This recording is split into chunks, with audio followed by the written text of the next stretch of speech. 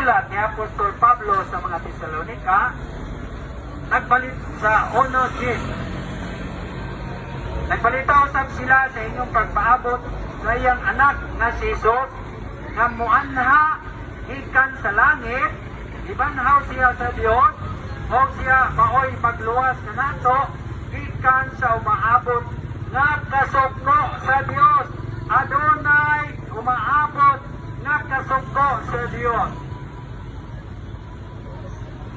Si Apostol Pablo nagsuwat ngadto sa iglesia sa Tesalonika, magkituhanon dito sa iyang panahon nga gusto niya nga maluwas tadaan aron makalikay kita sa umaabot nga kapungot sa Dios.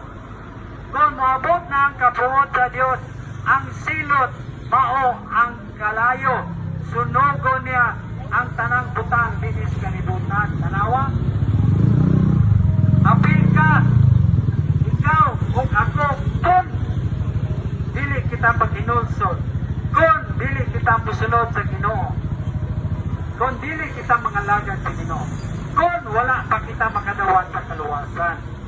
Unsa ning panudya sa Dios, unsa ning kasakitan nga ipahamtang sa Dios sa kalibutan, atong basahon ang karaang sinulat ni Propeta Isaiah, Kapitulo 13, versikulo 9, hangtod sa 11.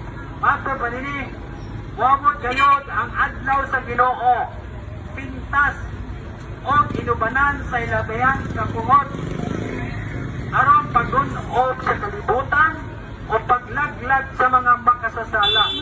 Kay ang mga kapituunan sa langit, dili na mudan-ag, usubang ang adlaw nga magdagtong o dili sa buhayag ang bulan. Silutan ko ang kalibutan tungod sa kadautan ni ini. Ingon man ang mga dautan tungod sa ilang mga kalapasan. Tapuson ko ang garbo sa mga mapahitason o tutlon ko ang pagkamahitason sa mga walay kaluoy. O, tanawan.